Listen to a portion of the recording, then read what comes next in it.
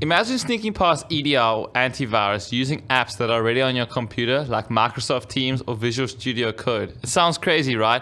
Well, there's a new way to bypass EDR, and it's about abusing Electron apps. A big thank you to Bobby, Cooke, and the wonderful people at the IBM X-Force for the Loki C2 tool. Let's jump into it. What the heck is an Electron app? I'm so glad you asked. I did too. Electron apps are like web browsers that run desktop programs. They use the same stuff that websites do, HTML, CSS, JavaScript, to create applications that you can run on your computer. The JavaScript part of Electron comes from a special thing called Node.js.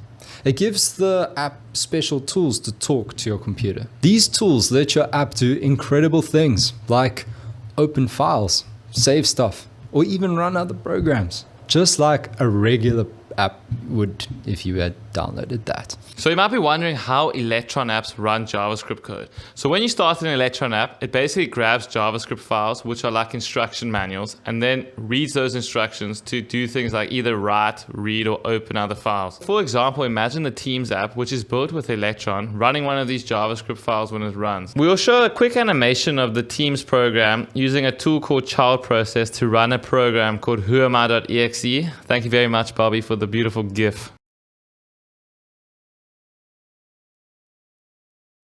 What just happened? The child process tool talks to a deeper part of Electron called vspawn.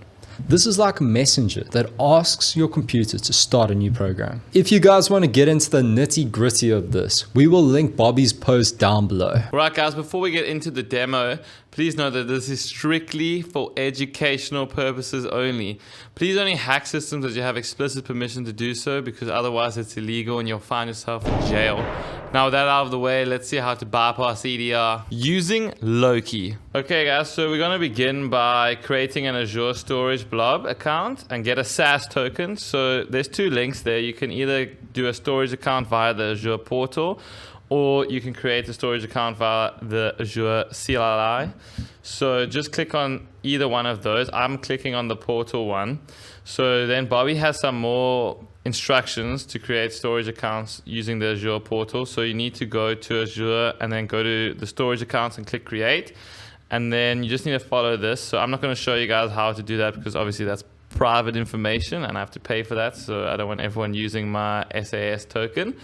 But once you finish those instructions, you can go to the second half of the instructions on the GitHub. So it's to create an obfuscated Loki payload. You got to clone the repo. So you obviously use git clone and then install Node.js if you don't have it. I already have it, so I'm not going to install that. And then you need to npm install the JavaScript obfuscator module. So as you can see from the picture, I did a git clone of the Loki repo and I installed the JavaScript obfuscator module there.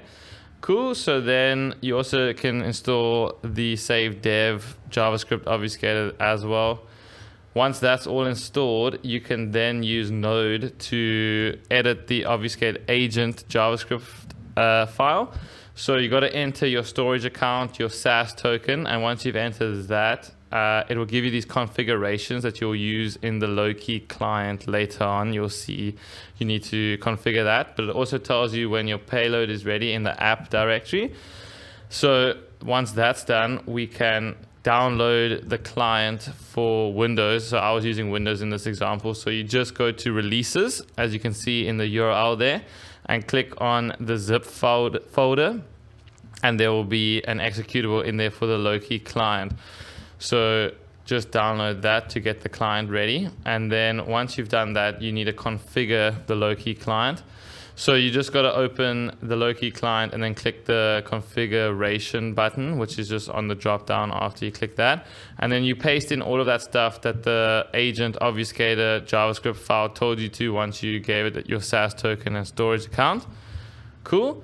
So once that's done and your payload has been made in the app folder of your Loki repository, you can see there that it's got the agent and the assembly nodes and the package.json. So those are pretty much the important files. So make sure to copy all of that. And then what I've done is I've started a VM and installed Microsoft VS Code to show you. And You go to app data, local programs, Microsoft VS Code, and there's the code.exe file. And then the second important folder is the resources folder.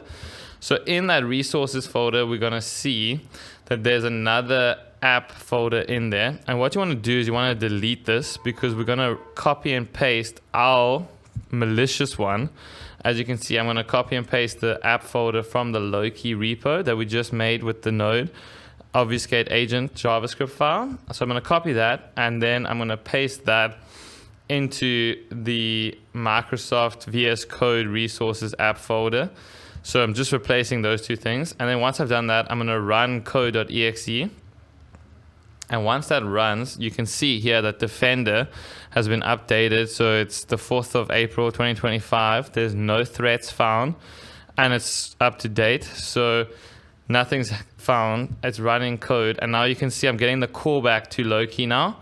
So code.exe is getting a callback now to my client, and I've just got a little clip here of me clicking on each agent. So I got 2 there because I wasn't sure if it was running. I didn't check straight after. So as you can see, it's running now, and I can issue commands. So I'm just going to run an ls quickly just to see if it's working. And you can see there the advisory sim is working there, and it's listing out the contents of the folder, and Defender is not getting alerted as well. So we have successfully bypassed EDR there. I didn't know the other commands, I only knew that ls worked. So obviously whoami isn't working, but how cool is that it's possible to bypass EDR in 2025, guys? Thank you guys for watching, and thank you to Bobby and everybody else at IBM who contributed towards this amazing tool. Thank you for making the world a safer place, and we'll see you in the next one. Peace.